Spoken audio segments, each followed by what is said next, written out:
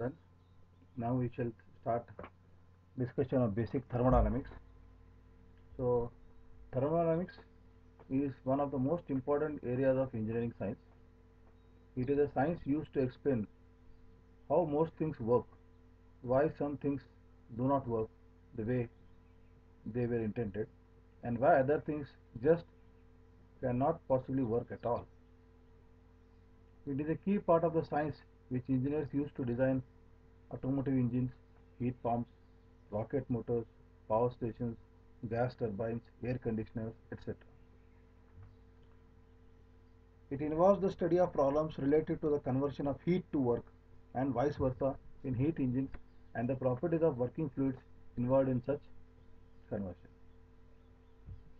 So, the basic thermodynamics uh, and applied thermodynamics both are parts of this thermodynamics, and thermodynamics is taught as two course uh, two courses in mechanical engineering for third and fourth semester. The first one is BC, that is basic thermodynamics, and in higher semester you study ATD, that is applied thermodynamics. So thermodynamics is used for designing automotive engines, heat pumps, rocket motors, power stations, gas turbines, etc. Wherever there is interaction of heat and work, like wherever we are burning fuel, there the study of thermodynamics comes into picture. Thermodynamics is based on two main experimental principles called the first and second law of thermodynamics.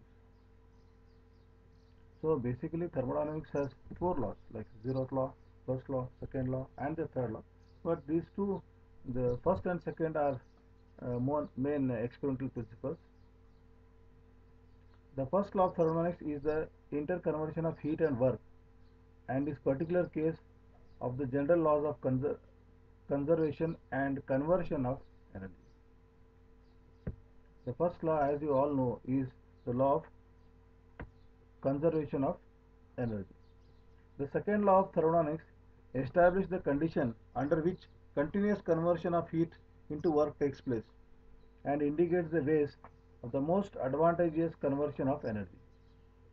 In the second law of thermodynamics, this speaks of the continuous conversion of heat into work. So, for continuous conversion of heat into work to take place, there are certain conditions. Okay, and those conditions are given by the second law of thermodynamics.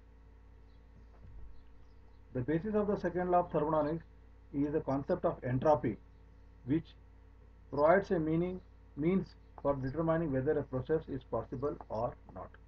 So, after the study of second law of thermodynamics, the concept of entropy shall be clear, and this is very important concept in thermodynamics, because this is a quantity which cannot be measured directly but has to be computed or calculated. Okay, and it determines whether a process is possible or not.